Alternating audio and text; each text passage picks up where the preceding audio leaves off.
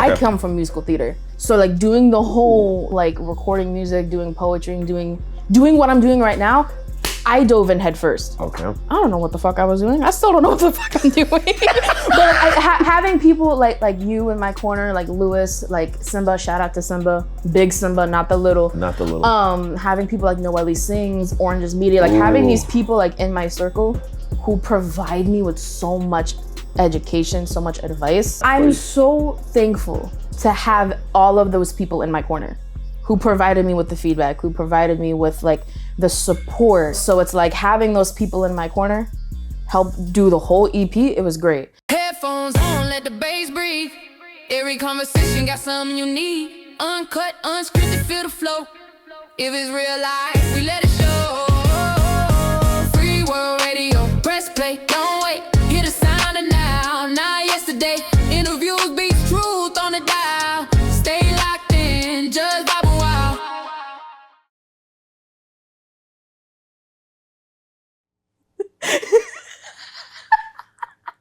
If you want to know why I just made that face, you're gonna have to check out the short that I dropped right before this video. And I know what you guys are all thinking. What short? You dropped like 1,000 shorts. It's the short right before this video. And if you don't know what I'm talking about, just go to Free World Radio on YouTube, Instagram, whatever. Like, subscribe, follow, find that short. When you find the short, say, hey, Red, I found the short.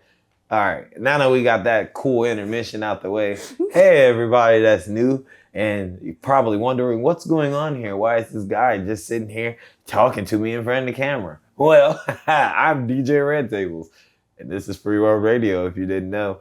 I have an amazing artist here with me. Wow, what do I say about this artist? Has been with me for a while, has done the Dream Showcase with me, showed out for that. Brinks, open mics at Brinks on Mondays, a star when she performs. Give it up for Miss Caitlan.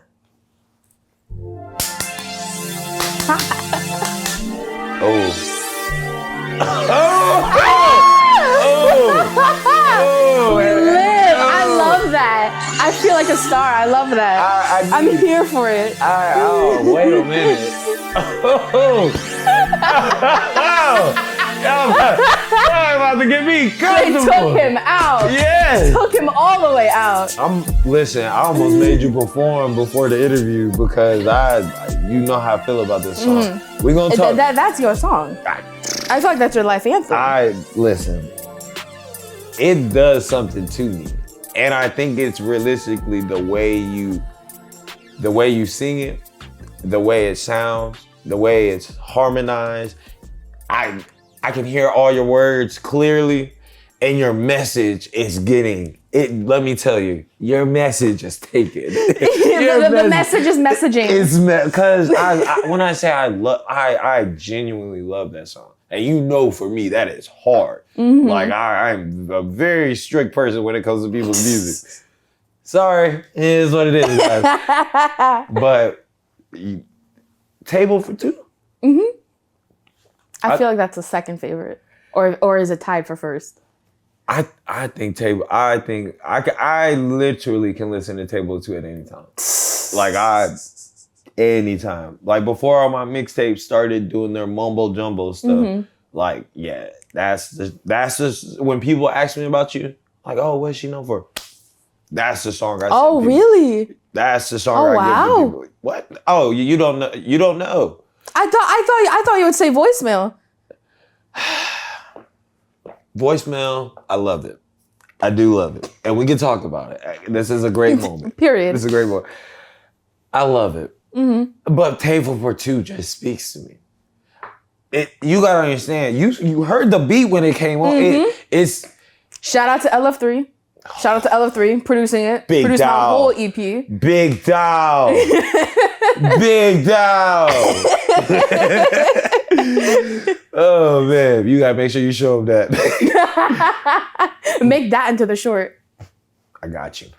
But no, the way the beat just comes on and the way you start singing, it's just to me it just hits different because it's just like I feel like you said, I feel like I'm in a movie.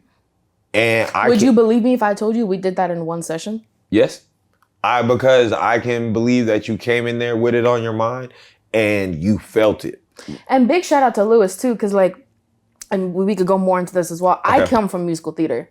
So like doing the whole like recording music, doing poetry, and doing what I'm doing right now, I dove in head first. Okay. I don't know what the fuck I was doing. I still don't know what the fuck I'm doing. But having people like you in my corner, like Lewis, like Simba, shout out to Simba, big Simba, not the little. Not the little. Having people like Noelle Sings, Orange's Media, like having these people like in my circle who provide me with so much education, so much advice.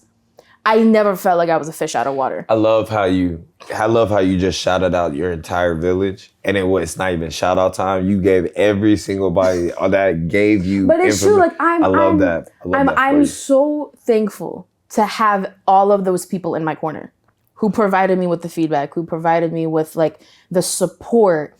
Orange shot the music video for it, you know. So it's like having those people in my corner help do the whole EP. It was great. And going into the session with Lewis, we had done like 2 or 3 like play around sessions where I didn't really know what I was doing. I was still learning the ropes. I think this was the first record, and talking about voicemail, where I'm like, I have a whole concept for this song. Ooh. I have an idea. Yeah. And he's like, all right, let me hear it. I spat all my ideas at him. He's like, okay, we can make that happen. 4 hours later, the song was born. And you know what? That's when you know you got a real engineer and producer at you. That's how you know you have a good like creative partner. Yeah. Is when they could take that and be like, okay, cool. Build on that and make it even better. Because I think the bridge of voicemail too is like the epitome of that. See, now I wasn't. You see, now you making it hard. Don't make it harder than what it is. I done already told you my favorite. You didn't see. You know what? We done got on this topic. The people of the free world don't even know who you are. I just introduced you. I didn't even get to ask you the normal question because we got all into it. I apologize to my audience. Please, for the people that don't know you, because now they want to know. Exactly. We're over here kikiing. You relaxed and shit. What they said. What the kids say now? They want the tea. Clock it. They want the Clock tea. it. Tell us a little bit about yourself. Just give us a little intro before we dive further back in. give my audience, just give yourself a little introduction about yourself. Yeah. So my name is Caitlan Jade Morales. Orlando raised. I'm a singer, songwriter, and I'm a poet. Spoken word poet, writer, writing poet, page poet, whatever the fuck you want to call it. Gotcha. Hey. I've been on the scene for a short amount of time. I think this year will be 3 years, I want to say. Okay. I've been on, like, this September will be 3 years. So, like, what, 2.5 years now? But you've seen me since literally day one. Mm-hmm. You've been on this journey since day one. And yeah, that's what I do. I know you said you had some musical theater experience. You want to touch on that? Yeah. So I started off as a choir kid. Cool. So I started off in choir when I was in 4th grade. So I was 9 years old if I do the math right. Math isn't my strong suit. I was around like 8 or 9 years old when I did choir, because I was that kid who any like jingle, and my mom can attest to this, any jingle that came on TV like during the commercials, I would sing it. I would like bang on the pots and pans and just start screaming. Like I was just a loud kid, and she's like, "How can I contain this? Choir. how can I contain this? Choir, go sing now." But when choir came up in elementary school, if my memory serves me right, which sometimes it doesn't, but I remember in choir in elementary school, they wanted like the first 100 kids to sign up, and once it hits that cap, then you can't sign up. So when I saw that on the morning announcements, I went to my teacher and I'm like, I want whatever I need to sign. Sent it to my mom. Yep. And the very next day it was in. And I think, what did he say? Like the bug bit me then. The bug bit me then. Yeah, because because I was in choir since 9 years old, going all the way to middle school, high school. You were the choir. Yeah, I was that girl. I was that girl. I did a little bit of theater in middle school. But I've purposefully blocked out a lot of middle school from my memory because of bullying. Yeah. So a lot of middle school was blocked from my memory. We do not support bullying on this channel. We support teasing.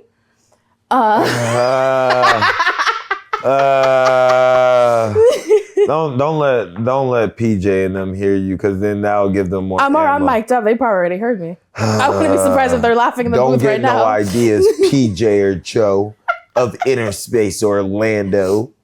But no, for like middle school, I don't remember much of it. I started back theater, I would say, the ending of my sophomore year of high school. Okay. And I kind of dove head first junior year of high school. And that would be when you say you took it serious. Okay. I think theater became another outlet. Choir was one thing because I was able to sing with a group of people. Yeah. And I don't want to say like hide in the crowd, but be able to just not be myself or just stay as myself. Okay. Theater kind of gave me that push. Like, you can be yourself. I get that. You can stand alone. Cool. And be a storyteller. And I think theater is what taught me that storytelling is what I want to do for the rest of my life. So, pivoting off that point, when did poetry come into, When did poetry come to the picture? There we go. I don't know why I couldn't think of that last word. Like, it just disappeared. Oh, Jesus. When did poetry come into the picture? It kind of somewhat started in middle school. Okay. But once people found out I started doing poetry, there was like another thing that they picked me on for.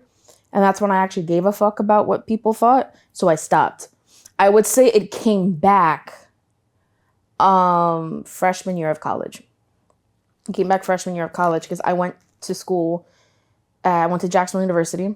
So that was 2.5 hours north. Mm-hmm. Now, mind you, I'm a homebody. And we talked about this before. I went to school like in a triangle.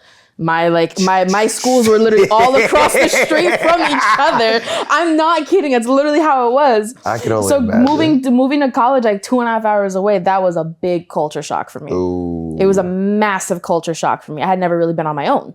I had never been on my own. So this is little birdie leaving the nest. Yes. Ooh. The birdie fully kicked herself out the nest.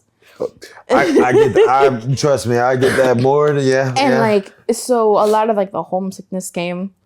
I had a job on campus, so I moved in like a couple weeks earlier than all the other freshmen did. Mm. So I never got that freshman moving experience.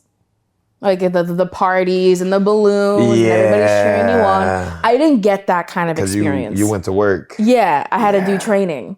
Yeah. So it's like a lot of that hit me like a truck. I didn't think I was gonna make it. I really didn't. Mm. And so poetry became that outlet. I started writing again. I started writing how I felt. That's beautiful. And then here we are. What'd you graduate with? BFA musical theater. Mm. So the one thing that So we talked about your background a little bit. Mm-hmm.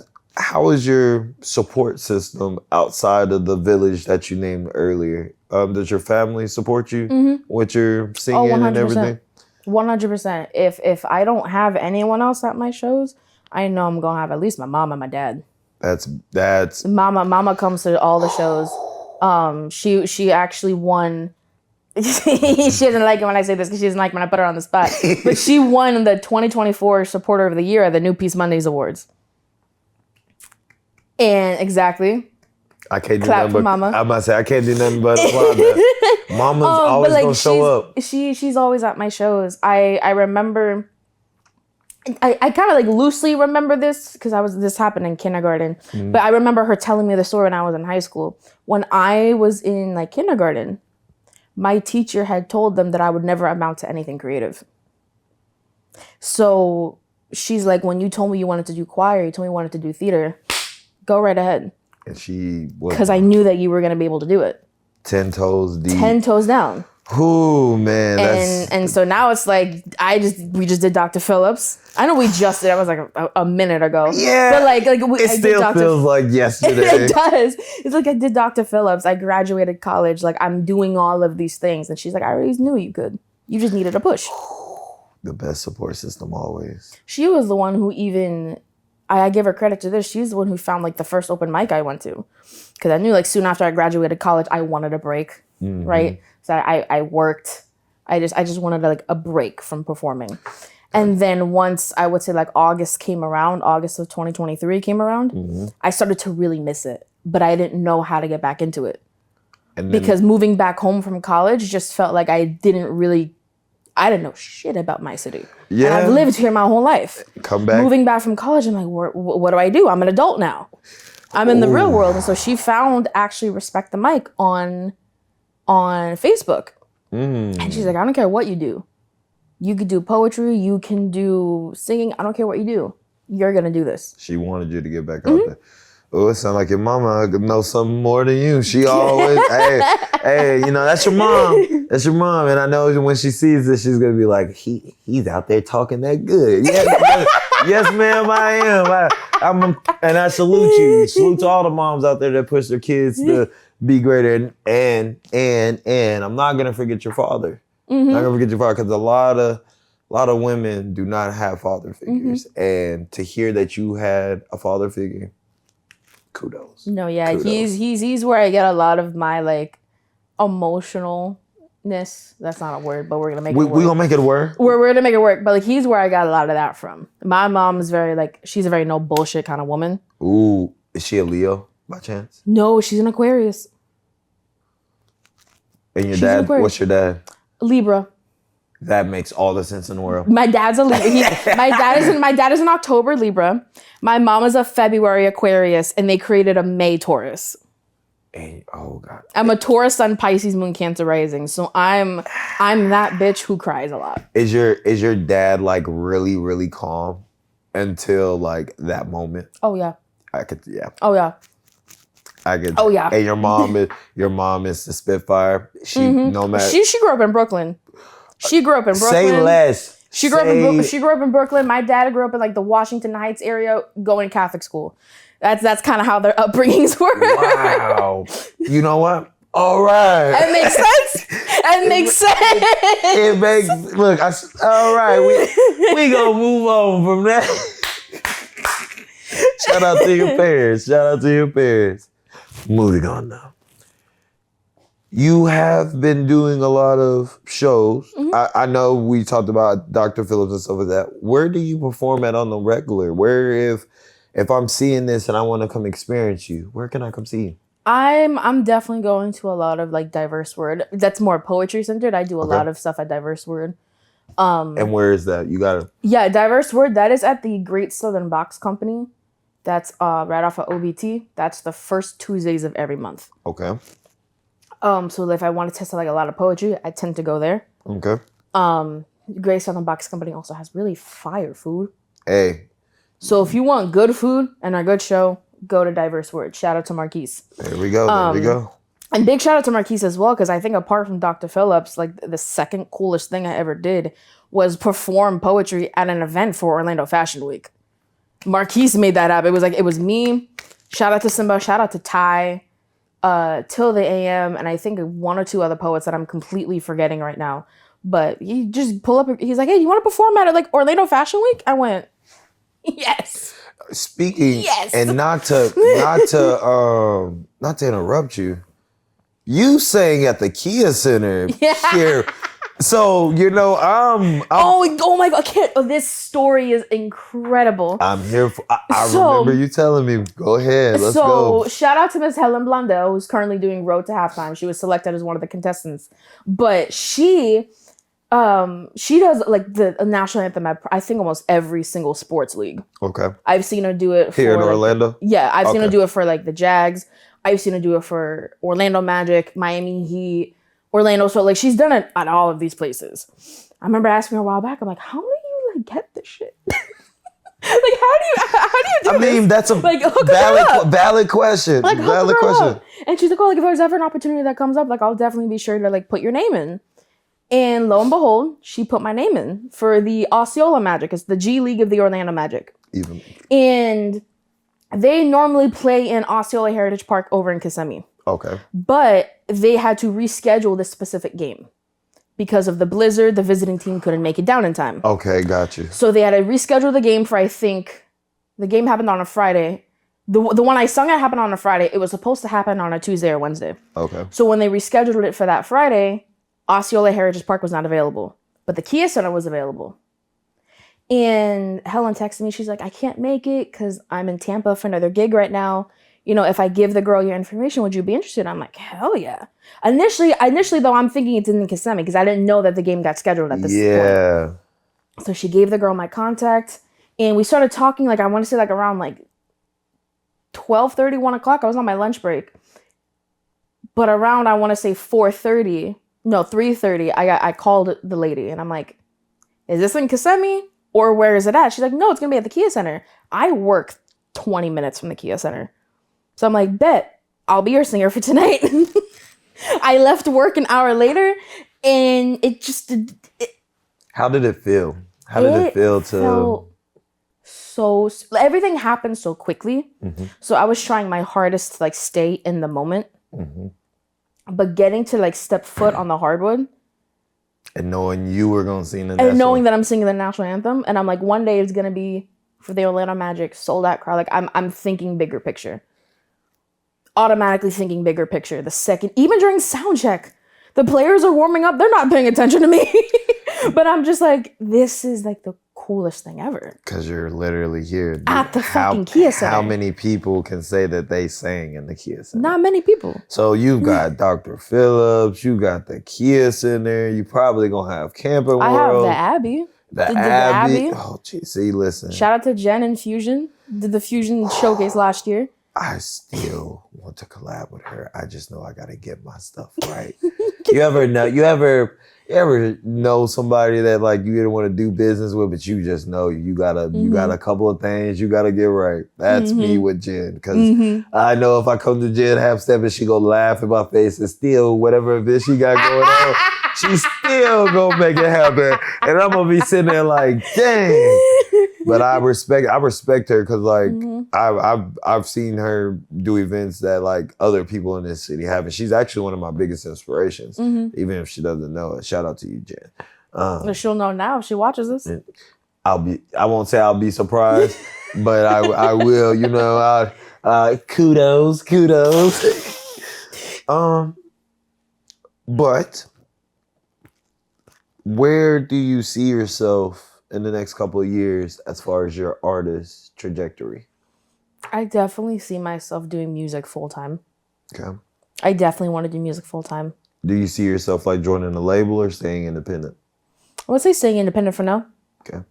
I would say definitely staying independent for now. Getting to have control over what I get to create. If you want to call me a control freak, fine. Don't blame you. I mean... But I definitely want to still be in charge of my own creative decisions. Because trusting myself and trusting my creative decisions has got me this far. Yeah. Imagine how much further it can take me. Yeah. You know, we were talking about, me and some friends talking about it the other day. Soulja Boy performed at SeaWorld to a sold out crowd. And, you know, we laugh and joke about Soulja Boy all the time. You say Soulja Boy, Soulja who? Like, whatever. Yeah. It's like, what are you talking about? But it's like, this man just performed at a sold out crowd at SeaWorld. Somebody paying him his ticket price. So it's not about what you do and how you do it. It's about who you know. Because I don't know nobody else who out here really listens to Soulja Boy for real. But he knows somebody that knows somebody that knows somebody. He knows a friend who knows a friend who knows a friend who knows a friend. It blew my mind. He's such a class. I'm looking at pictures and stuff. I'm like, this is Soulja Boy. Yeah. This is Soulja Boy. Yeah. Crank that. I'm talking about me. I'm talking about me, middle school, 2004 and stuff like that. Like, what?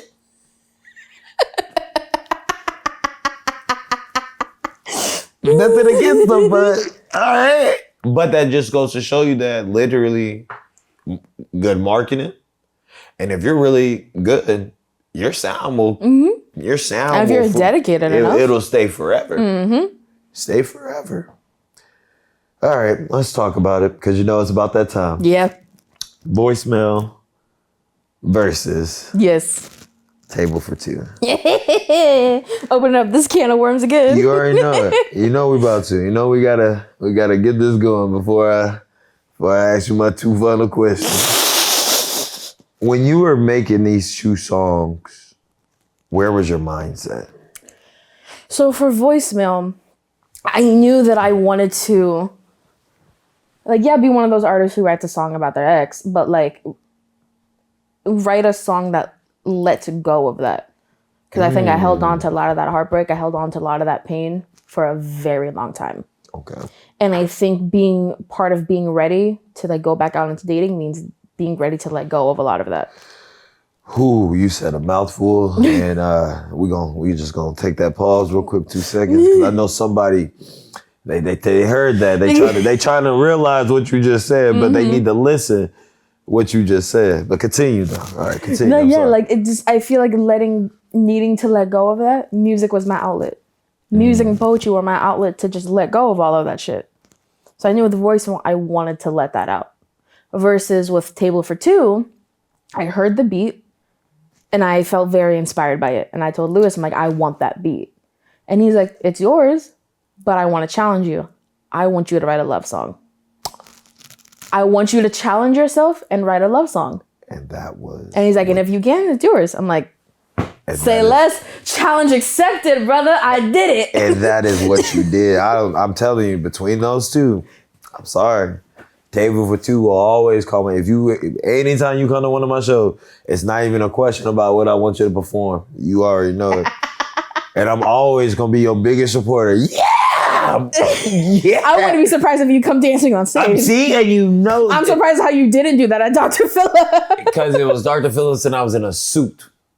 And I had to... And as long as I got my suit. Copyright. Listen, I don't know if I can sing that. You only did like 5 seconds. They get us in 5 seconds. Justin Timberlake. I have a problem that needs to be addressed now. When you made these songs, did you think they would be as popular as they were, as they are now? No. Why? I don't know. I'm gonna be honest. I just think because I was still in the learning phases of just creating music, learning how to create music in this aspect. And I was so excited just to be inspired. And I was just excited to just create and just to do it. Yeah. So for it to make a connection to at least one person, then my job is complete for me. I don't care how many people like it or how many people don't like it. If there's one person that like really feels connected to it, that's it for me.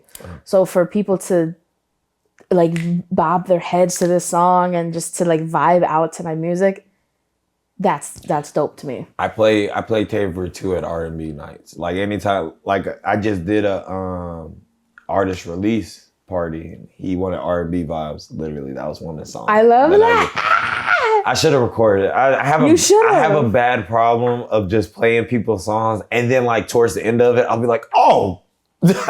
You want to know a funny little thing? Going back to doing the Orlando Fashion Week event, you were DJing that event, and I got lost. It was at the Aloft Hotel.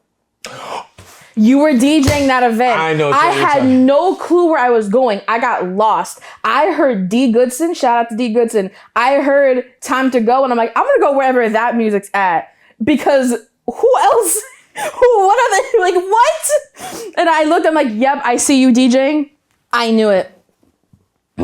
I didn't get called this year for Orlando Fashion Week. It's fine though. I'm not complaining.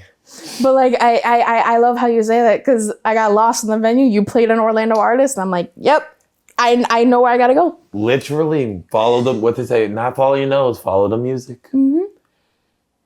So, do you have any upcoming shows coming up? Yeah, so this Sunday, I'll actually be judging the Free Yourself All-Female Poetry Slam. It's called Ladies of the Lyric. So if there's any poets, any female poets who want to get in on some money, hit up Simba and Free Yourself LLC. Sign up for the poetry event. It's online. It's on Zoom. So you ain't got to go nowhere. Yep. You ain't got to go nowhere. Sit in your house and do it. You could be sitting in your pajamas for all I care. As long as you spit fire poet. No, I'm joking. Don't sit in pajamas. I judge people. Honestly, as long as you look good from the waist up, I don't care what's going on. Be presentable. Be presentable. Don't be like that one girl that stood up and lost her A1 job interview. Have you heard about it? So how about daughter landed this big company. Her dad got her this like once in a lifetime company. Like I'm talking about like you get this job sold up for life. Like they gonna take care of you. Yeah. She's interviewing woo. And I think her cat or something ran across and knocked something off. So she got scared and she jumps up. She literally only dressed waist up. Waist down was underwear. That's crazy. And when she realized what happened, she closed it. Next thing you know, 10 minutes later, her dad is blowing up her phone talking about, what the did you do? Like, what did you do? I would respectfully, for legal reasons, I would pass away. Oh, man. I would pass away. Like, and they were like, to me, the worst part about it, there were like 5 older men on this college. It was like a board. Like, you gotta understand, you gotta understand, like, he, when I say he stuck his, like, he said, yeah. Like, but I think ultimately she got to go back and get the job. But it was just like, I mean, yay for second chances. I'm all about second chances. But man. Oh, that, I would pass away. Respectfully, I would pass away. Ow. Oh, y'all weren't supposed to see me take that out, but I'm so sorry. Oh, that was so loud. It just screeched in my ear, and I know what it's for. That's not funny. Don't laugh. Oh my. I'm trying not to, but it's really funny. And they're probably laughing up there too. Joe's probably like, look at him. And PJ's like, golly. We don't condone bullying. We don't condone bullying. If you guys don't know who I'm talking about, shout out to the whole InnerSpace crew who puts this together. This is all powered by them. If you have anything you would like, music videos, recordings, events, please come to InnerSpace. But it is about that time. Bill here has your mic. Shout out to Bill. Shout out to Bill. But before we go to Bill, you know, I know you saw the other 2 episodes sitting in the lobby, so you understand what's about to happen. Your first question.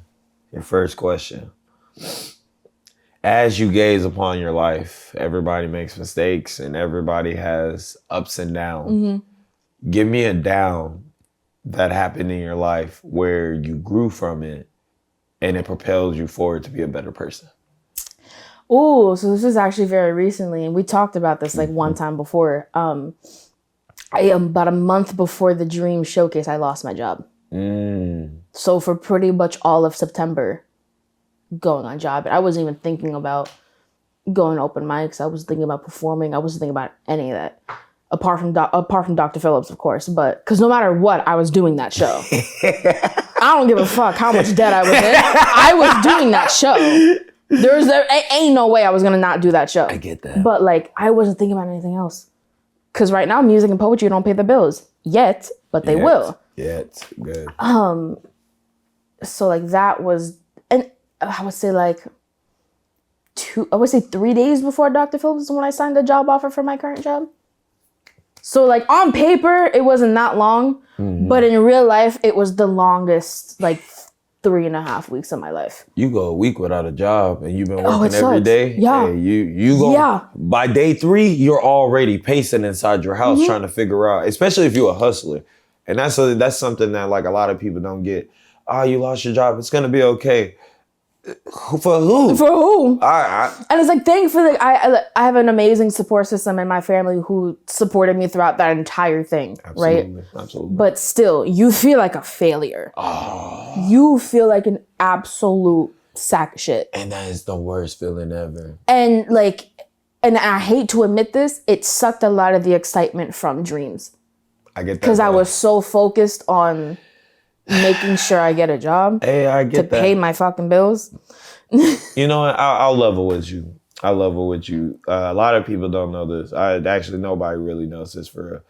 Dreams was one of the biggest L's I had to take financially.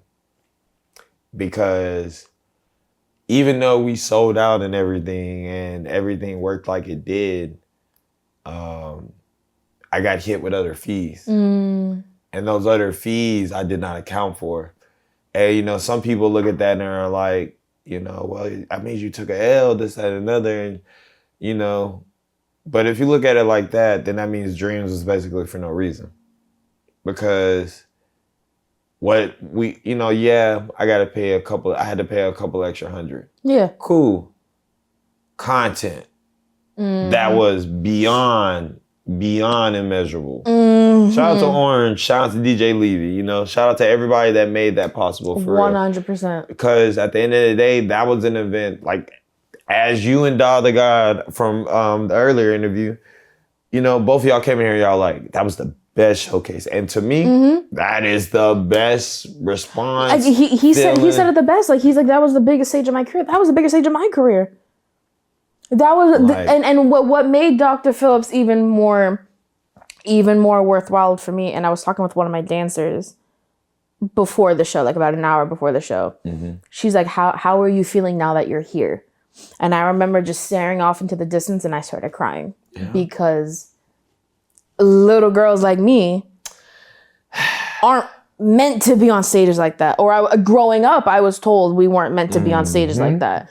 But it's like, I got here on my own fucking accord. My art. And obviously, like, of course, like, thinking to get to Dr. Phillips, I always thought I was going to be in, like, some sort of, like, theater vessel, because that's what I grew up doing. But for it to be with my own work, there's something that just felt so much more surreal about that. Absolutely. And I don't know if I'll ever be able to put into words, like, how thankful I was for that opportunity. And I think after the show, I had hugged you, and I'm like, the belief you have in me, I will not take that for granted. And that's something that I try to tell people. Like, as far as like with me, if I believe in you, you gonna know. You will always know if I believe in you. You and I talked for like 20, 30 minutes after the Road to Halftime auditions. Just talking, you spoke life, and we just talked. I try to tell people if I don't want to do a label, because obviously with labels they get messy. People you can lose friendships, and I don't want any relationships. I don't want anybody to feel obligated, which is why the free world generals is literally just a group of people who want to see each other succeed. Yeah, it's a community. Like, you don't got to rep. You don't got to be a part of it. But at the end of the day, you're still a part of it. You came on my show. What do you think? What do you think this is? And I don't know. For me, to hear you say that, like, that's like, even now, that's what makes this worth it. To know that, like, I'll look on Instagram one day and just be like, oh, I remember when I did this, and I'll just be looking and be like, damn, we did do that. That was up. They're like, that was up. And then it's like, because then when I look at that, then I look forward, and I'm just like, well, these next events they gotta do what they gotta do. Because nobody's gonna expect it to be any less. I mean, yeah, I could do lesser stuff. Yeah. And it's cool. Yeah. But like, there's always that stigma, like, you just did Dr. Phillips. So how can you, like, do better than that? How can you level up? Where are you going from that? And it's just like, I don't know. I don't know. Of course, the House of Blues is that's always a step up. That's Live Nation though. So and then, but we'll figure it out. We'll figure it out. That's an adventure for another day. But ready for your second question? Yes. Give me your favorite cartoon. Ooh. Simple and easy. Ooh. Simple and easy. Give me your favorite cartoon growing up. Ooh. Come on. Family Odd Parents. All right. Family Odd Parents. Who's your favorite character? Timmy. I'm gonna be basic. I'm gonna say Timmy. Why? Because he's like filled with so much wonder. He's filled with so much curiosity. And I just because he's been a 10-year-old for like 50 years. Yeah, he never ages. I want to be 10 years old. Wait, do you know why? Huh? Do you know why? I probably don't. You didn't see the episode with Timmy? They literally exposed Timmy Turner to why they were able to make so many episodes. This is showing my age. This is showing my age. Yeah, I know. This is showing my age. And this is how I knew I grew up with it. Yeah. This is showing my age. YouTube it. There's an episode when Jorgen von Strangle has Timmy locked up. Like, basically, he's not locked up, but they're in court. And Timmy's like, they're questioning Timmy. They're like, yo, you did a forbidden wish. And Timmy's like, no. And Jorgen Barstreger's like, yes. And they're like, finally he's just basically like, yeah, you gotta tell them what you did. And Cosmo and Wanda are like, what are you talking about? And Timmy's like, I wish that I would forever be 10 years old and I made you guys forget. And look, YouTube it. There's a whole episode This about. is gonna ruin my whole childhood, y'all. Yes. This is gonna ruin my entire childhood. Timmy Turner wished that he was 10 years old forever so that he would never lose his godparents. But he also, the second wish after that was that nobody would remember him making that wish. And he got Cosmo to do it. So that's why Cosmo is already dumb. I think Cosmo's he's special. We'll say that. Cosmo has always been special. But Timmy basically tricked Cosmo into making the wish because he found the loophole. You know, Timmy was always reading the rule book. He found the loophole. And that's what that episode pretty much shows. I hope you feel better about yourself. I really don't. It just broke. I'm gonna go in my car after this and just start sobbing. I'm gonna make sure this is the clip that I put on Instagram because yes, look it up. I'm telling you. Yep. Just like Mojo Jojo and the Powerpuff Girls are related. I'm gonna be honest with you. Didn't really watch Powerpuff Girls growing up. Maybe just because I was into like superheroes and stuff, and Mojo Jojo was just a cool villain. Yeah, I'm gonna keep it a buck. I ain't watch a lot of that. I ain't gonna lie, Cartoon Network, Nickelodeon, some Disney was like, but I was a Disney kid. I can believe it. You see, you're a singer, of course. Let me guess, High School Musical. Yeah. Okay. You could have at least done we're all in this together dance. No. You could have at least done that. No. You're a hater. Absolutely. You're a hater. I will never. You know what, PJ? I condone the play. No. And PJ, I'm a joke. But please don't take that seriously. No, PJ, you stay in your lane. Ha. He's gonna turn off the whole video. He about to turn everything off. The whole video cuts off. The lights go out. All right, get out. Sorry, PJ. All right, well, you know what you're about to be able to do. Introduce yourself. Introduce your song. You know what time it is. Yes, sir. So y'all already know this is Caitlan Jade Morales, and this is DJ Red Table's favorite song. This is Voicemail, and I hope y'all enjoy it.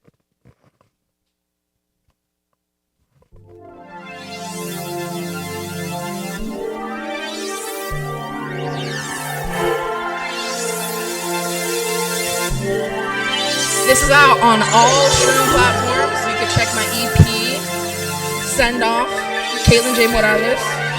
Listen to it.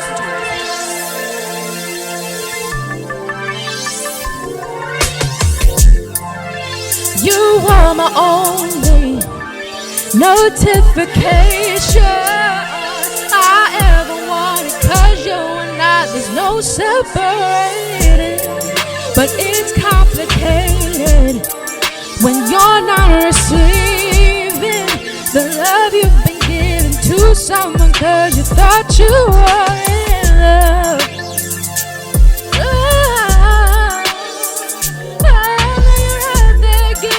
Somebody else, what about me? I can't think of what to say. Late at night when you call me, talking about when we go late. I can't think of what to do. Late at night when I call you, and all I get is that straight to voice.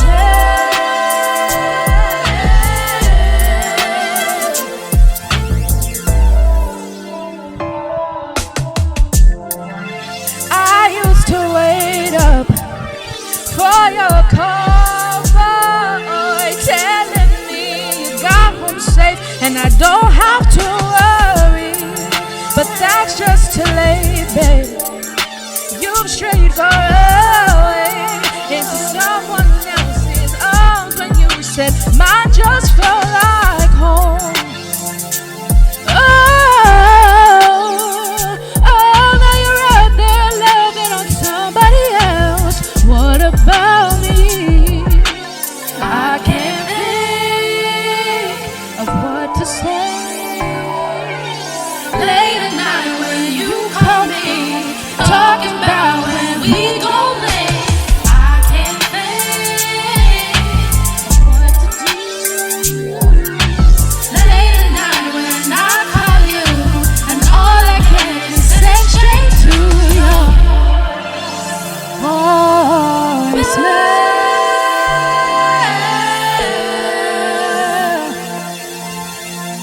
person you are calling is currently unavailable. Listen. I can't keep doing this anymore. I refuse to keep pouring into a cup that is so poorly made that it doesn't even want to hold space for me. So do me a favor and lose my number. And I'll make sure to do the same.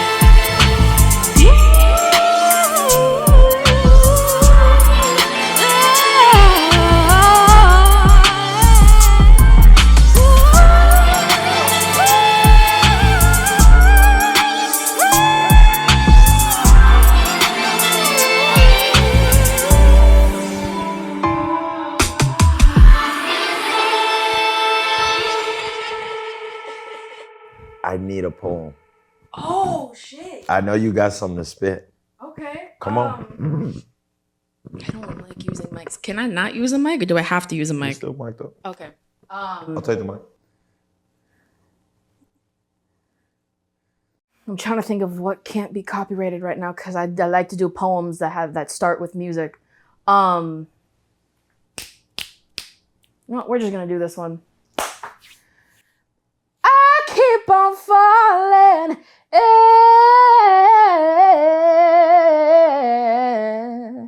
in out of love with you. Sometimes I love you, and other times I'm completely fucking exhausted by you. With each waking breath, you give me the life that I crave, yet I'll wait with bated breath as your palate turns your savory sensations into bittersweet nothings. But baby, it's nothing, because you bring out the best in me. Force me to bring out the worst me in order to reach the highest me. You're always in my ear.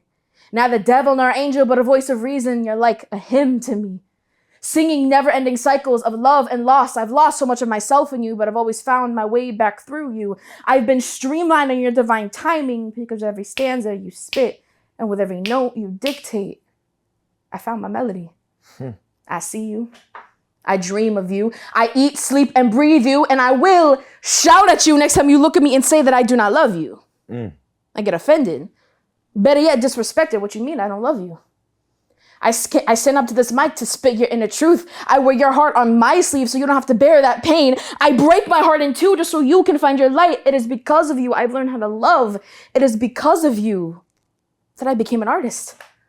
The ability to love is to be an artist, and to be an artist means to love, lose, and liberate every broken part of you. Romanticize your subconscious until it is no longer silent. Tango with self-destruction until death herself has confided in you. And I have not learned how to love myself until I will not be able to learn how to love someone until I learn how to love myself. And I cannot learn how to love myself until I learn all the facets of my art till the puzzle piece directly matches my heart. So to my art, I say to you, sometimes I love you.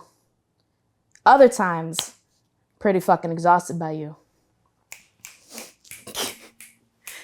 That poem is called Sometimes, and that poem actually went like titleless for like 4 months, and shout out to Marquise Lee, he helped name it. And on that note, thank y'all for joining us on Free World Radio.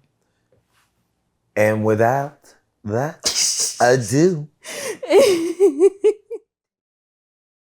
In a world full of noise, who's next? We don't wait. We pull up. Real voices, real stories. From the streets to the stage, talent rises here. We're always searching, always discovering. Free World Radio. Who's next to tell their story?